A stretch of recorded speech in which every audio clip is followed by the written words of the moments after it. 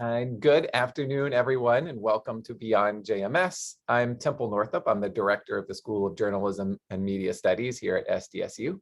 For those joining for the first time, Beyond JMS events are a platform for professionals to share valuable tips and insights about careers in the media and the skills you need to succeed. We hold them on Fridays, typically here on Zoom, and then later they're posted to YouTube so you can catch them again then.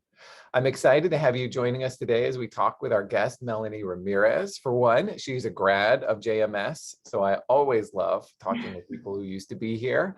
And then she's going to be talking about social influencers. And I know if you're like me, you see them all the time. And so it's interesting to hear how they're being used in PR, marketing, and advertising, and things like that.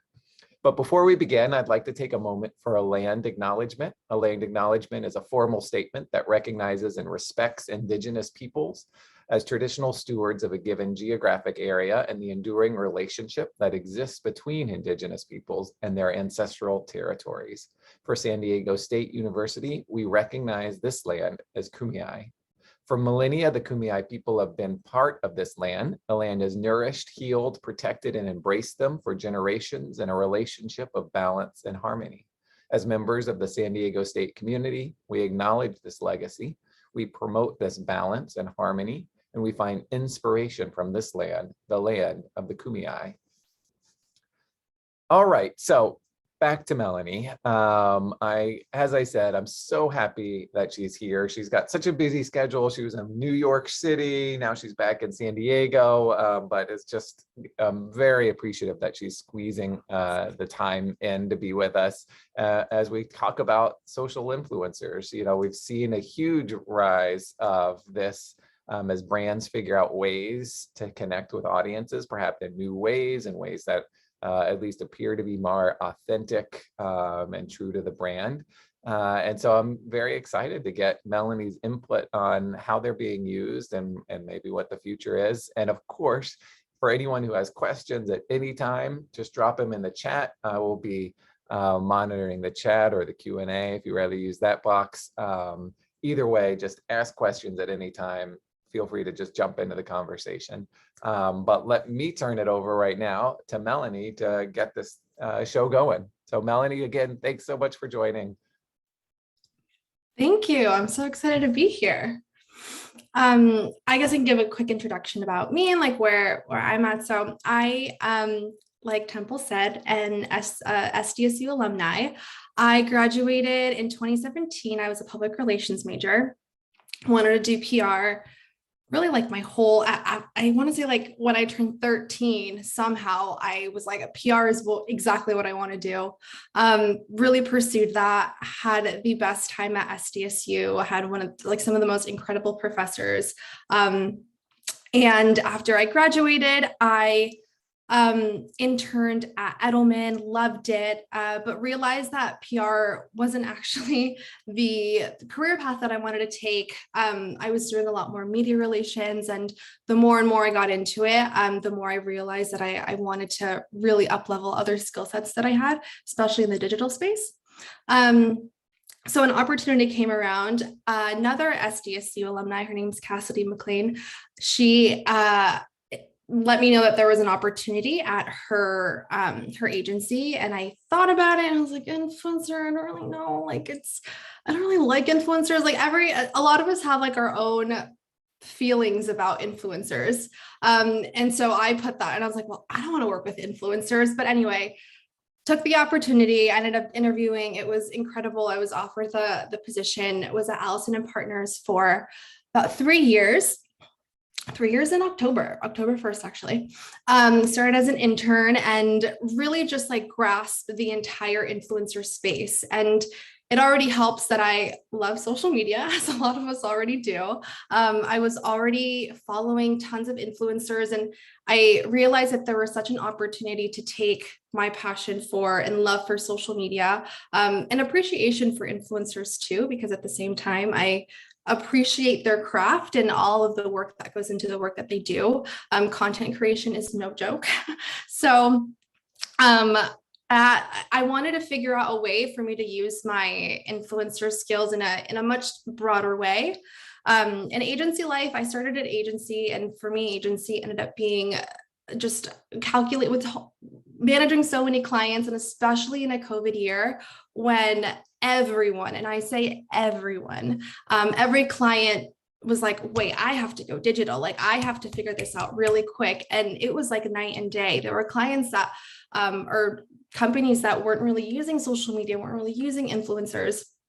And they realized that this was one of the opportunities for them to capitalize on it and do something, or else they were going to fall behind and they weren't going to be catching up to all of the other companies already going above and beyond with social media and influencer work. So I found myself in a place where I, day in and day out, was just, there was just too much going on.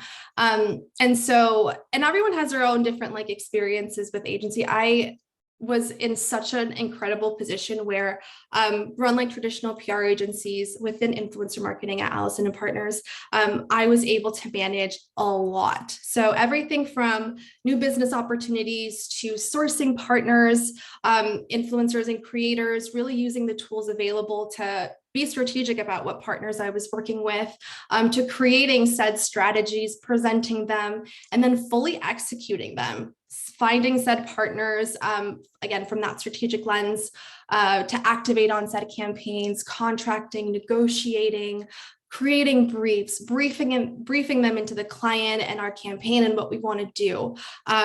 Again, getting that content, getting it approved by the client, making sure they understand what they're doing. And then once it's live, recording all of those results and really making sure that that data first mindset is always present, because data is like what runs the world. And at least in our careers, and at the end of the day, like we have to be able to track everything that we're doing. We're always asked for numbers and how we're pacing, and data is the best way to do that and show that success. And then reporting, analyzing it all, compiling it in this massive report, synthesizing it, understanding the insights and analytics, and then being able to present and showcase that to the client in a way that's like, okay, here are our results. Here's how we move the needle. My favorite phrase. Here's how we move the needle. How are we going to use said results to optimize them, optimize our future opportunities, future campaigns? What are we going to do better? Where did we fall short? And a lot of the times we end up seeing that, at least from a data perspective, I didn't like data when I first started, but I ended up really honing in on my data skills and realized that the more I understood it, the better I was at my role. And so, agency life really allowed me to do everything, understand the business from A to Z, and then integrate and be that integrative person between social, between digital, between paid, and PR. So being able to marry it all together and see these campaigns come to life was incredible.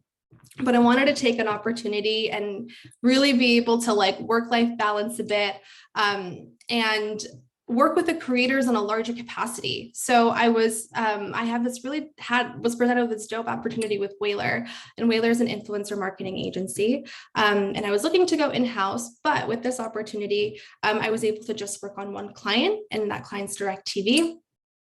And so now I'm at Whaler. I'm an associate director.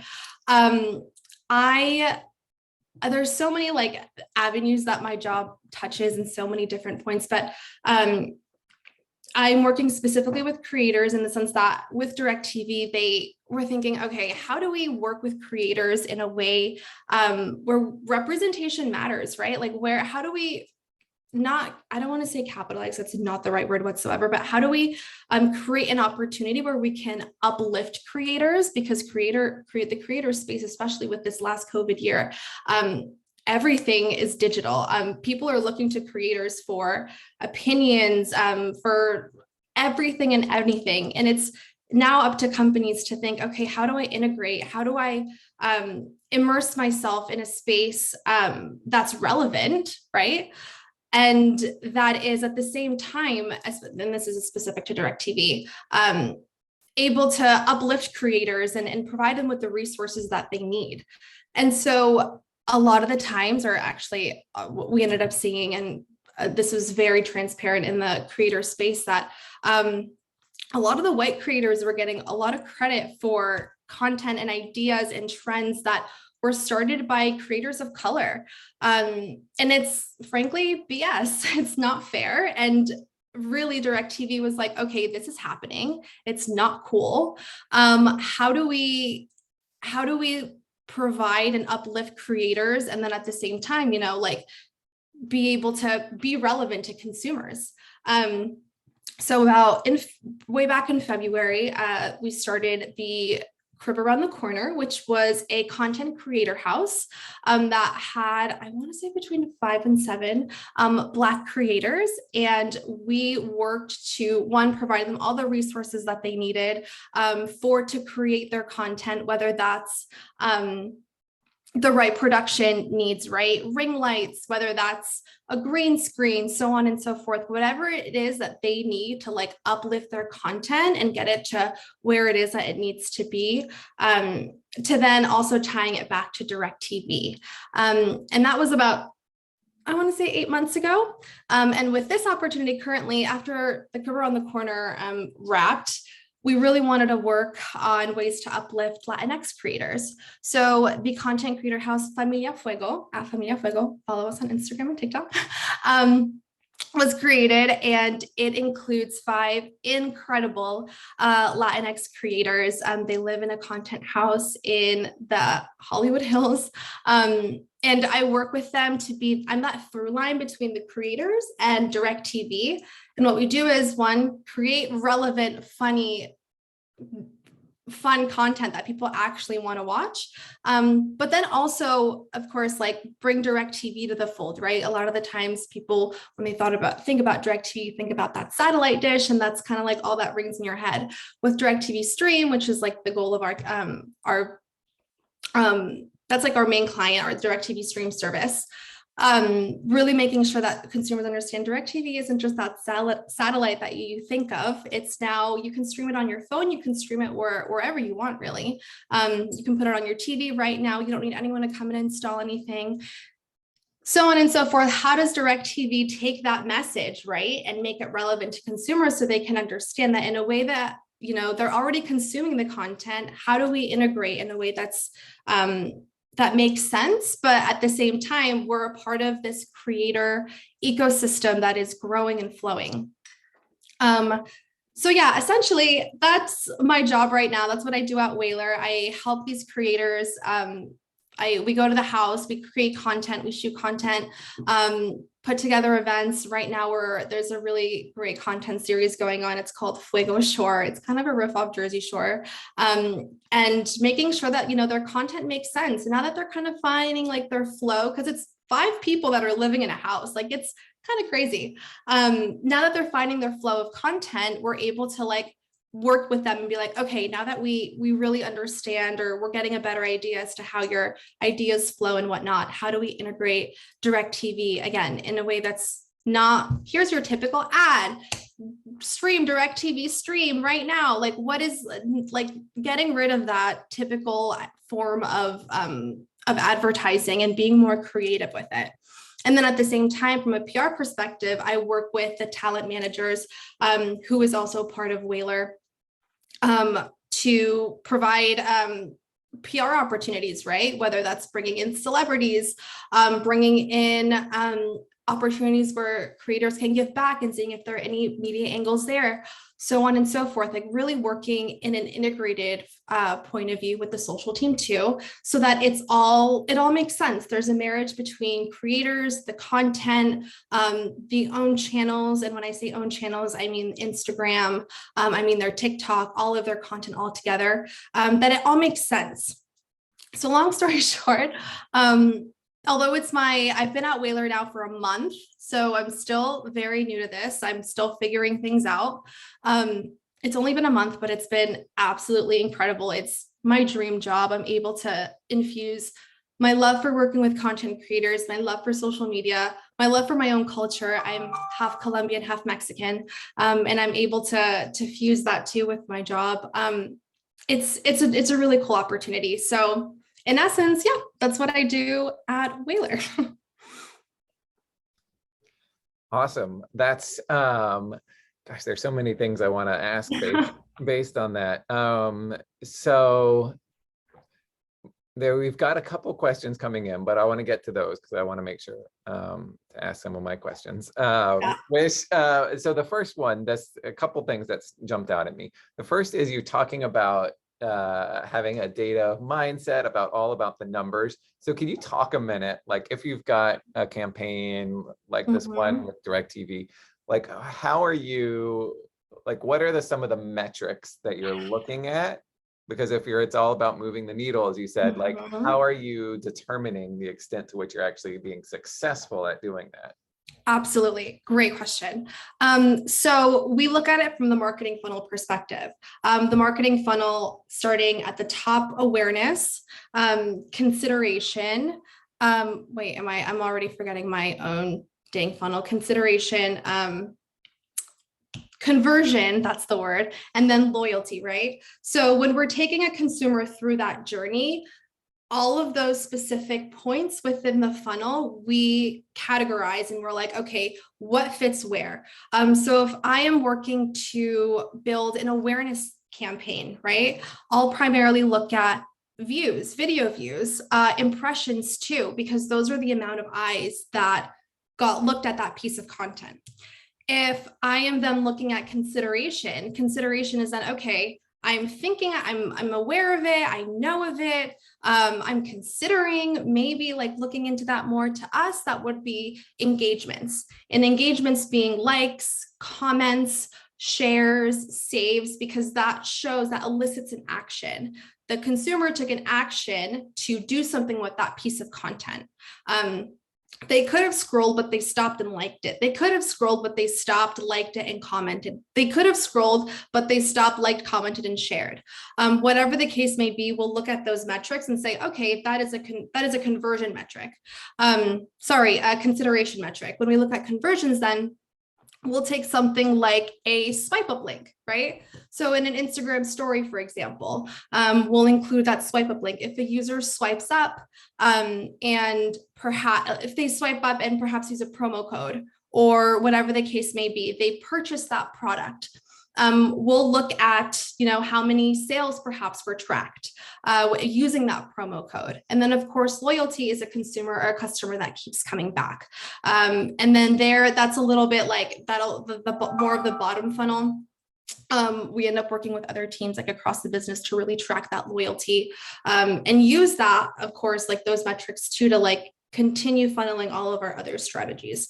So there are other items. I mean, we can get so much more granular, but from like an outside perspective, that's typically what we look at. So I'm currently, for example, like I'm going to speak to DirecTV and tell them about like all of our cool results so far. And I mean, we've gotten about 6.4 million views in the last 28 days. And this is a new account. This is on TikTok. I'm sorry, this is specific to TikTok. That's insane. That's incredible. And it's also knowing what platforms too are going to really optimize like what your goals are. So if my goal is to, tap consumers on from like an awareness perspective, I definitely use TikTok because people really just mostly view TikTok. If I have other goals, and I'll use other platforms to do said things. So yeah, really making sure that I am at that from the beginning, carving out what those goals are. So I know as I'm creating my brief, as I'm fueling that content, so on and so forth, I know what I'm optimizing for. Cool. And then I guess that would shape, like if you have a client like DirecTV or any client, and they come to you presumably with some sort of objective, and is that in that process of creating goals, that how you would define, like you've got these people working together, like identifying who the people would be, and then identifying the platform, because TikTok and we'll say Facebook have very different users and different user ages and demographics and everything. So can you talk just quickly about like how do you think about like how do you view the different platforms, or how do you identify like who might be appropriate to use and what you're creating? For sure.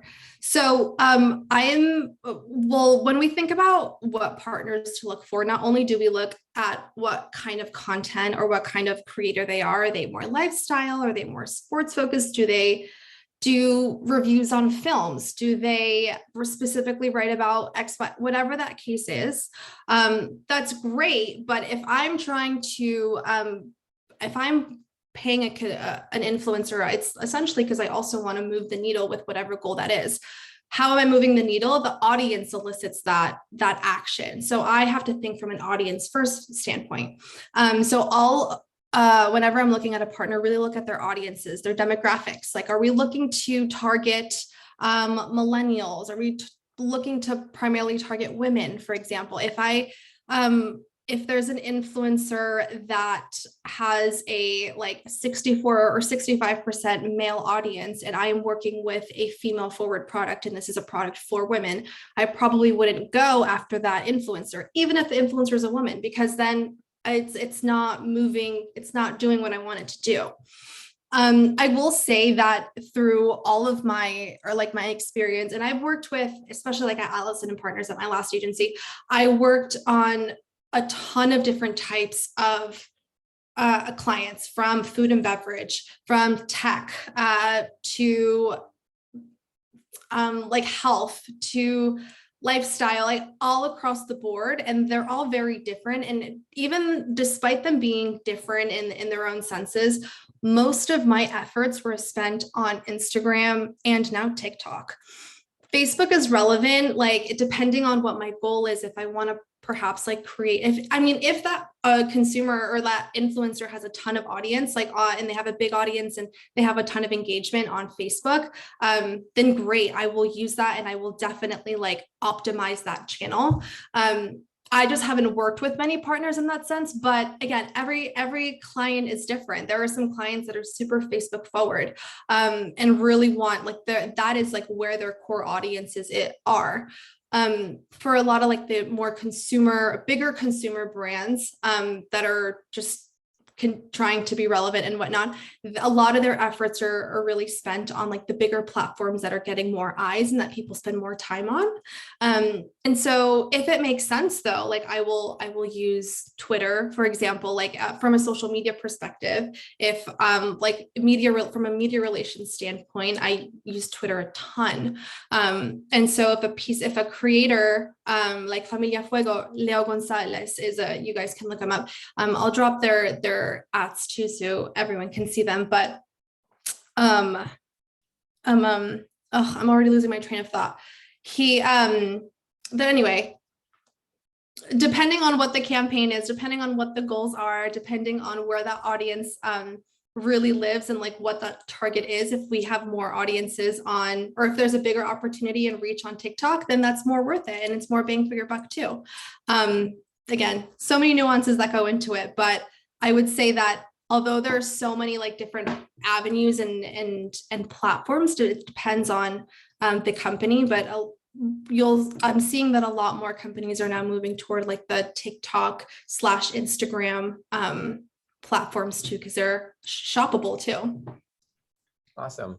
Let me have some of the audience questions. I've got so many that I'd want to ask you. So the first one came and it was asking about micro versus macro influencers and what might be the benefits of utilizing one versus the other. So I assume they mean, like a Kardashian versus somebody with a more targeted following. So any thoughts on, when one might be better than the other, or sort of the benefits of either? Yeah, so micro influencers definitely have their own niche audiences.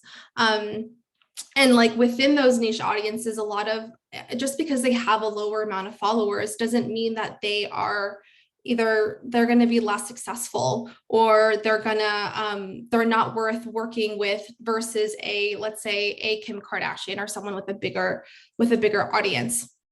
One, working with macro partners is obviously more expensive. So if you're looking to be a little bit more budget like friendly, micro influencers are always the way to go too. But it really depends. Like if you're really trying to activate like a niche audience, a lot of the times micro influencers have those niche audiences.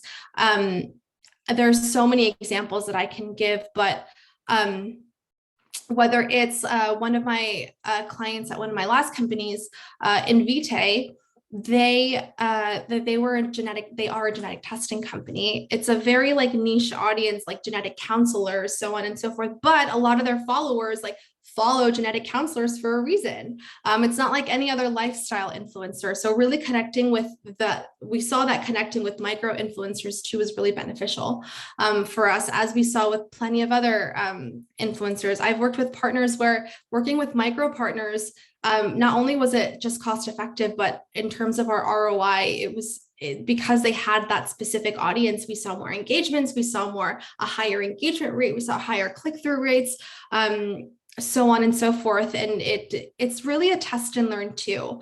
A lot of the times you won't really know what works best until you've tested and learned different different approaches and find, okay, this is what works best. Sometimes it's a combination of the two. Sometimes it's micro, it's that mid-tier too, it's macro, it's just a fluctuation of partners. So it really depends on what the goals are, what budget that's available, and like what audiences you want to activate to. Got two questions that are sort of related, so I'm going to tell you both of them. One question is, what are your strategies of reaching out to influencers and finding influencers that fit the company's brand? Another question is, how do influencers get found for a content creator house? So it's both, there's kind of related of like, how do you find these influencers? How do you identify and reach out to them? Yeah, so this is when tools become your best friend. I use a lot of different tools that the companies that I work for end up paying for that provide me with all of these resources. One tool that I specifically use at my last agency that I just love so much, it's called Tagger Media. And Tagger Media is a specific influencer marketing platform. So it houses, I want to say they house about 6 million creators. And within those 6 million creators, you can search for different parameters. If I'm looking for influencers that have between set amount of followers, I can put those parameters, I can put engagement rate. Again, I carve that out depending on what my goals are. If let's say I really want to work with a lifestyle partner, and it's October, I'm saying this because I was doing this a few months ago, for Breast Cancer Awareness Month. Even though it's a lifestyle partner, I'll want to think of, okay, what creators that have talked about breast cancer would be relevant to activate for this campaign. So I'm able to use those search functions to like hone in on when they've used the word breast cancer. I'll see what that content is. I'll look at the way that content performs, because if the content performs poorly, if there's a poor engagement rate overall, I'm not going to want to work with that creator. I'll look at their audience authenticity as well. A lot of influencers, not a lot, that's not true, but influencers, there's some influencers out there that in their past have bought bots, and those bots end up inflating their follower count. So for a brand, it's like, oh my God, they might have 100,000 followers, but if they're getting very, very, very low engagement, that's probably a little sketchy. And so taking that into consideration too, so we're not working with creators that again are not moving the needle because the followers are fake.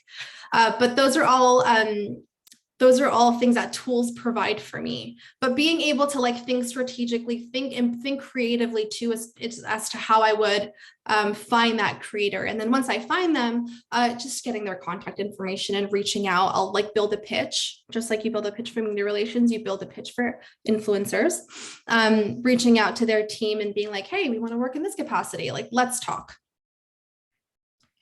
Have you seen any changes occurring as, like, on Instagram, it has to be labeled when it's like a paid sort of sponsorship? How are things like that influencing or changing how influencers are being used? Or are you seeing them being less effective than maybe before they had to label things?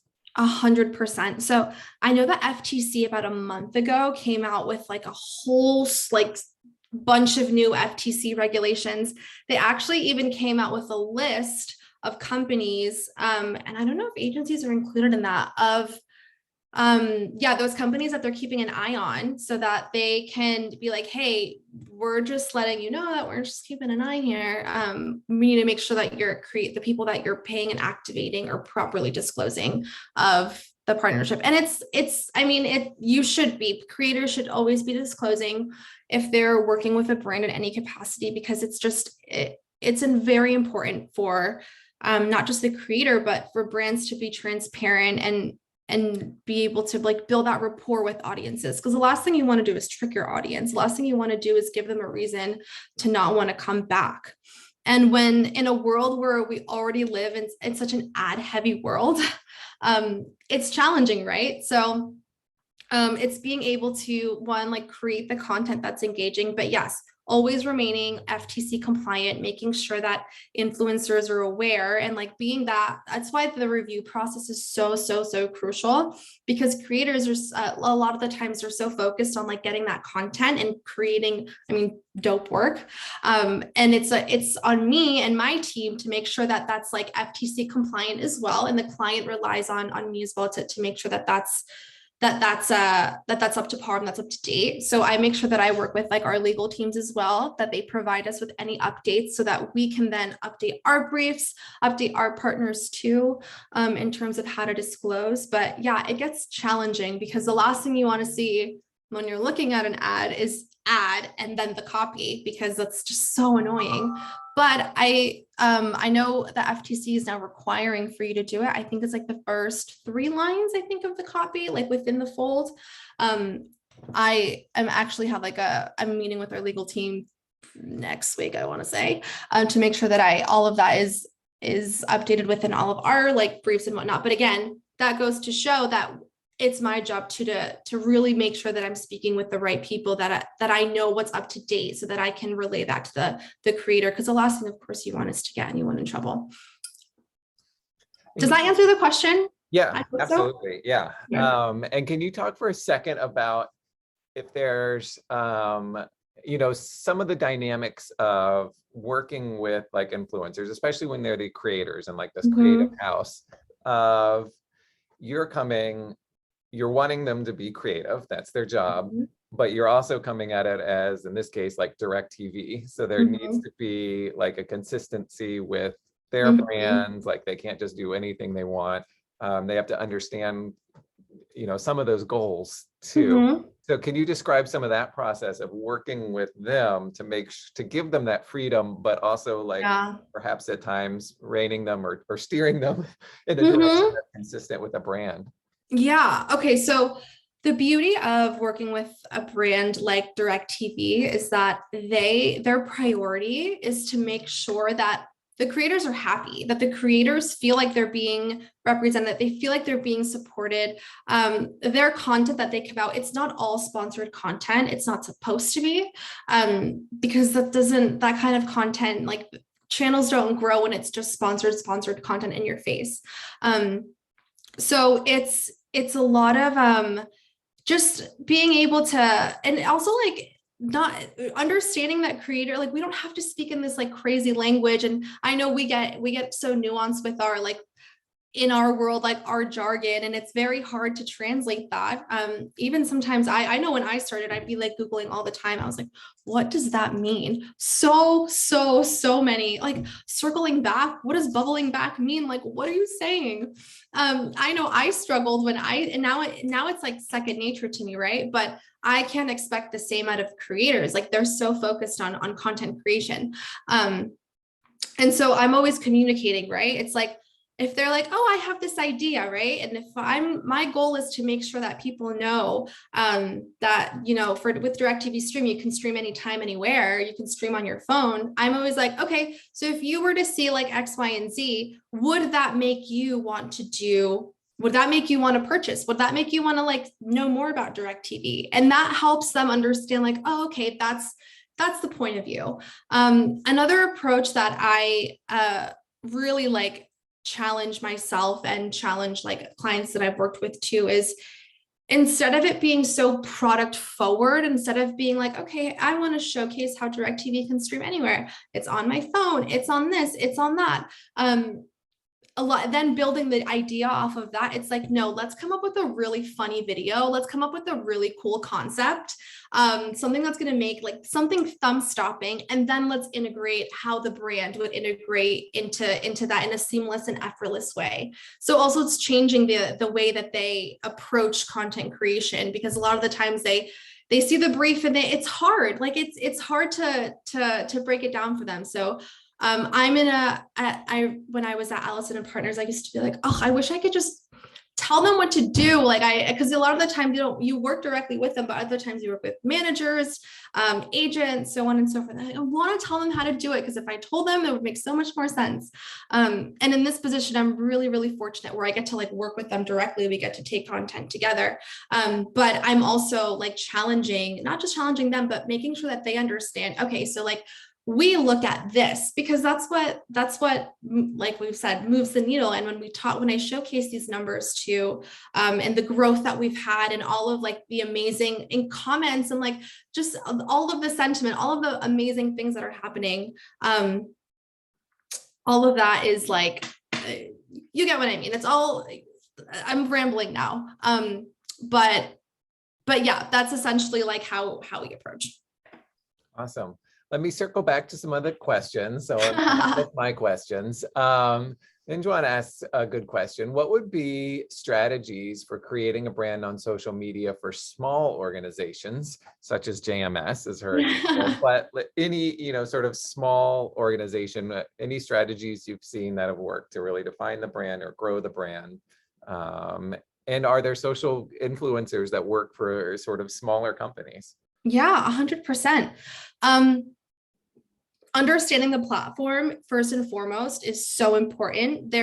If you don't understand the platform that you're working within, then you're not going to know how to optimize the platform for what you want to do. If you don't know how Instagram works, if you don't know how to use swipe up links, if you don't know how to turn on the business settings so that you're more searchable, and that dives into other things, but like being in a business account allows other tools, marketing tools, to be able to search you. If you don't understand the platform from that perspective, and even understanding, like being able to understand like the numbers too, that I would say that's first and foremost, like one of the most important things to keep in mind. Second is just creating what is that content strategy? And when you're like, what do you mean that content strategy? It's like, what kind of content are you putting out there? Are you putting informational content? Is it edutainment, where it's educational and entertaining? Is it like an update, a company update on LinkedIn, for example? What that specific piece of content is, it has to have a purpose. And even if it doesn't, like Slim Jim, for example, they're one of my favorite accounts. They post like the most irrelevant memes and everything ever. But people like it. People love it. People highly, they have like millions and millions of followers. And they found their niche and they just like kept going. So that's another thing. Like if you find something that works, take that idea and like get more creative with it. Bring in influencers. If you're a small brand, like do perhaps some like trade, some influencers are open to trade partnerships, right? Maybe there's a giveaway opportunity. If you leverage giveaways with another influencer right now, for example, and this is when understanding your platform makes sense, or is crucial. Now you can, what's the right word to use? You can like co-post, simul-post, where you post a post on Instagram and you can have your username and you can have another person's username there. So what does that do?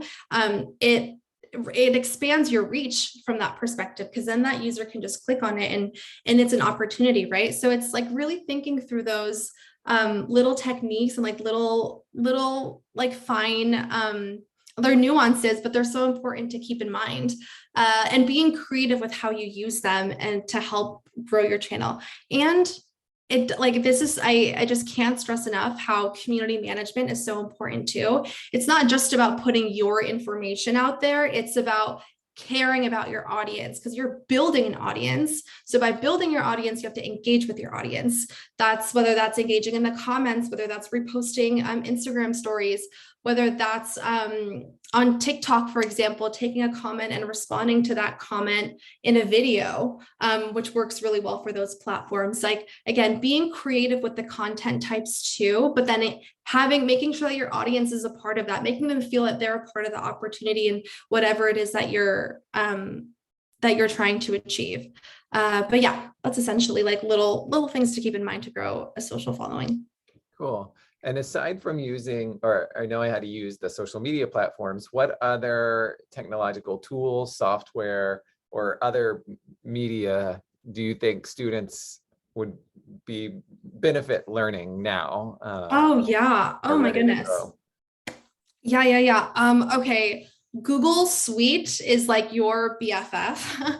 Not only do I use like Google Drive generally, and I make sure that I like understand how to, it's so silly, but even the basic sharing settings when you're not sharing just to yourself is important to know how the Google Suite generally works. This is not new to me. I've been using this for a few years, but Data Studio, for example, is on Google, and it is a beautiful, I just can't gush enough about Data Studio. The way it helps just like showcase data and helps like you manipulate it, so on and so forth. It's a free service, but it's completely changed how I look at data because I'm able to visualize it how I want. If I want to look at month to month growth, so on and so forth, I can manipulate it. It's got its own learning curves, but it's being able to absorb the data in a different way has allowed me to better understand it, and then being able to use those results to optimize versus the traditional, like reporting, for example, I used to hate reporting, but I hated it because it was so manual. Once I had the right tools and I was able to visualize it and see it, and I was like, oh my gosh, this piece of content performed well because of X, Y, and Z, and finding those trends and whatnot, was like night and day for me. So like experimenting with the Google Suite in general, they have Google keywords, knowing your SEO is so important. Being able to expand your skill set in that sense is really, really important. I'd even say that there's like it's called General Assembly. I don't really know how to call it, but you can take so many different courses on there through my job.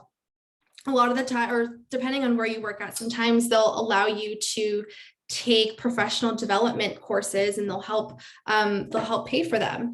And General Assembly, for example, they have really cheap, and by I mean really cheap, sometimes they're free, sometimes they're like $50.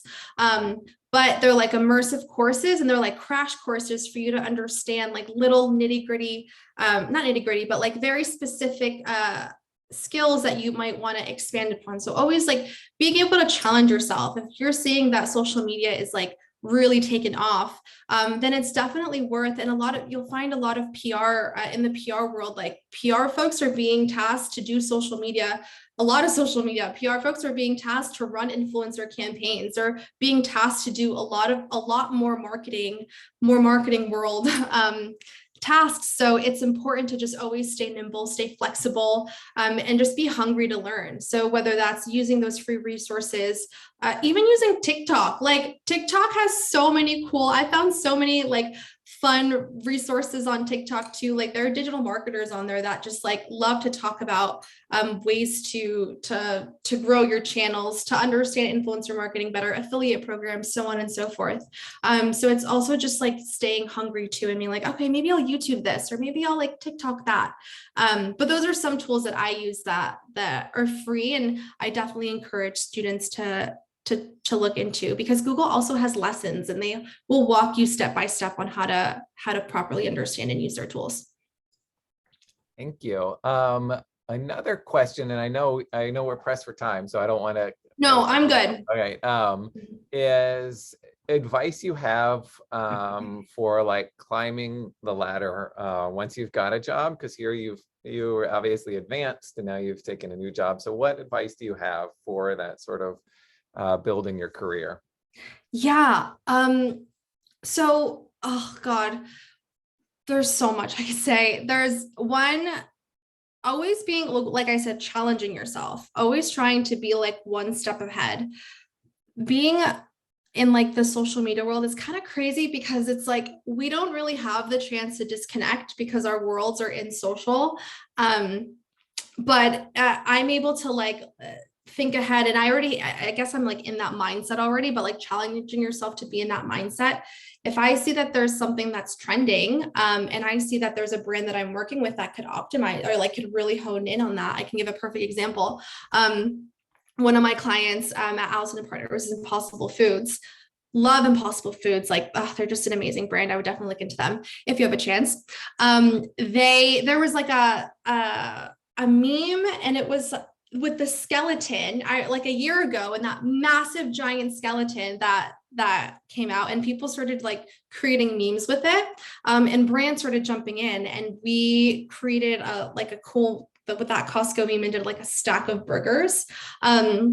Super like it just came sparked from one idea on our team, and that idea ended up turning into like the creative team was pulled in, like, okay, let's create this really quick. And then from there, we put it on social media, and other brands joined in. That other publications were like, oh, look at all of these brands capitalizing on this trend. And we were like in an Ad Age article because of a trend that just, and that just like comes from being proactive. So being proactive is definitely something that I like, providing recommendations, raising your hand. If you can tell, I can never stop talking. So if there's ever like an idea that I have or whatever it is, like I am the first to be like, hey, I have this recommendation. Take a step back. Like if you have an idea, like take a step back, think about it, write it out, come from like a strategic and and even if it's just like a random idea, like fine, blurt it out, but being proactive and challenging yourself and letting your voice be heard is like so important. To like piggyback off of that, advocating for yourself. Like I cannot stress how important it is to advocate for yourself. And when I say that, I mean, if there's a cool piece of content, if there's like something that you created, whether that was like a pitch that, CNN now wants to like do a broadcast interview for your said client. And like, that's a big moment when you talk to your manager, like, even if they are like, write all of that down, keep a log of all of the amazing work that you do. Make sure that you're tracking that success too, so that when you have those conversations with your manager, you're able to say, hey, I did X, Y, and Z. I was able to do this and that. Being able to track that and showcase it. And that goes into like also being diligent with like, hey, let me like look at what I did. Let's see how we move the needle. Let's track that, like being strategic. Then you're like really showcasing how you're of value. And we're all valuable. We're not like, I hate saying it like that, but like really making sure that, and whatever passion that is, right? Like I love social. So for me, like my work doesn't feel like work. And I never thought I'd say that. I was like, what are you talking about? Work is work. And I never really understood that. But also like I love what I do, right? So like being able to advocate for myself and like, because I have so much joy that comes from my job, I'm able to be like, hey, I did all this really cool stuff. And then one more thing too, like that I cannot stress enough is just like remembering to keep that like work-life balance. If there's no work-life balance, if you're like not able to focus on, being a human being too, like your work also tumbles. Like take care of yourself. You're your best self when you're taking care of yourself the right way. I have my clearest mind when I put myself first. I have my most ideas sometimes like in the shower, taking my dog on a walk, and I'll have like my headphones in. So yeah, taking care of yourself in the process is like super, super important, because I know I was super hungry, especially like when I was when I remember being in like the JMS building and being like, oh my God, like there's so many like cool people, you're doing so many cool things, that I had so many aspirations. And we're challenged, like as we're young, it's really challenging to be young and in the industry, because we're expected to know so much. But we're now in a position where we're like transforming the workforce, right? Always remember to stand up for yourself too, and like advocate for yourself in that sense. And you'll see that like in terms of like quote unquote climbing the ladder, like it'll come. And your connections, always have connections. So let's go back then actually to your time at JMS. So you mentioned that you did an internship at Edelman. Can you talk about some of the things that you did while you were a student that help you get that first job with Allison and Partners. Mhm. Yeah, so just sort of talk about some of those things that you think set yourself up for success once you got there. Yeah, 100%. So, like I was involved in PRSA. I communicated, I mean, Dr. Sweetser, and was like, just, we all know Dr. Sweetser, we all love her. She was one of the main professors that I went. She was like a mentor to me too. And she like really helped fuel and like inspire me to just be hungry for opportunities. And so in that sense, I like being able to use her too, like she going to her, being able to like use the resources that I already had, asking her for questions, like not being afraid to be like, hey, look at my resume. And look, can I have some feedback here or there? Because it's the way that you position yourself too in writing makes a world of a difference. So yeah, using those resources that you already have at JMS, there's a ton. Um,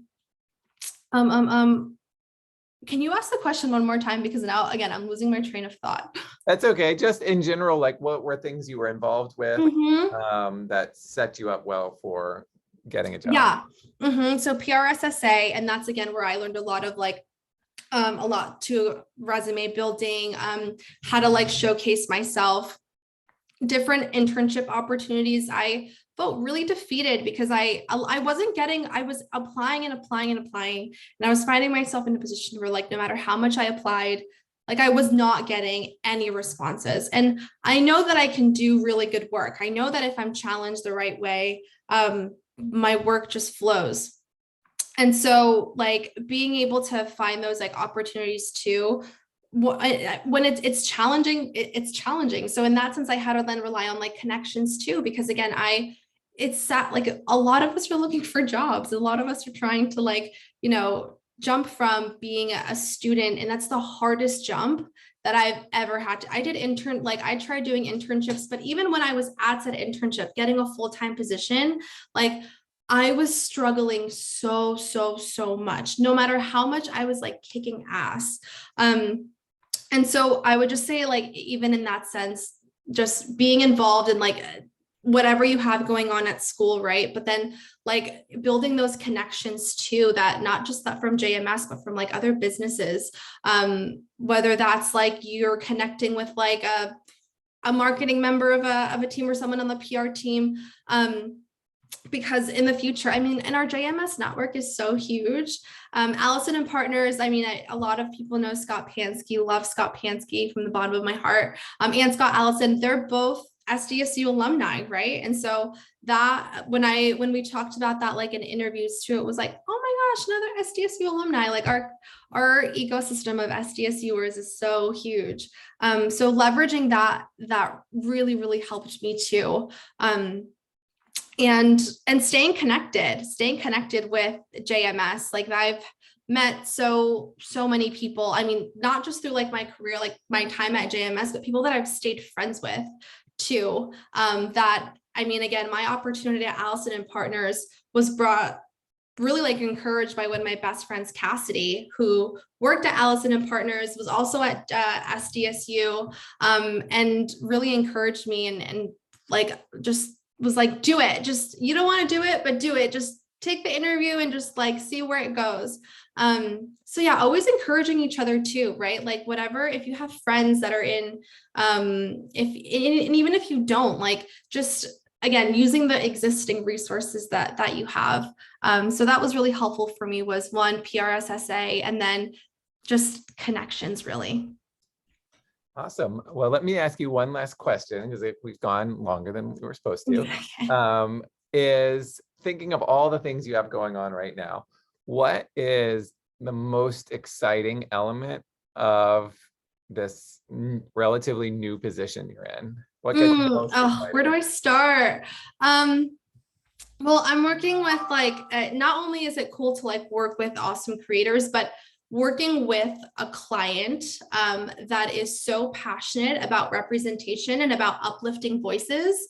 And I'm in a really cool position where I get to have budget to pay creators, like guest star creators that come in, right? Like being able to pay creators like an equitable wage too, so that they can uplift themselves, they can do whatever it is that they have to do, they can live lives.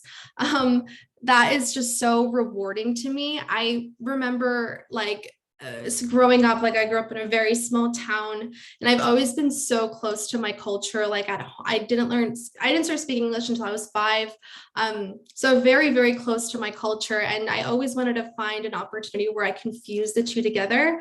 And I remember everyone was like, speaking Spanish is so important. And I remember like, okay, yeah, I need to like translate things here and there. I would translate, copy, blah, blah, blah. But this is an opportunity where I can like really, really, really work with, I mean, I'm working with Latinx creators, but I get to like think bigger than that. I get to like challenge myself. I get to challenge like the brand too, to just think as big as we want. And that's, again, having all of that like in balance.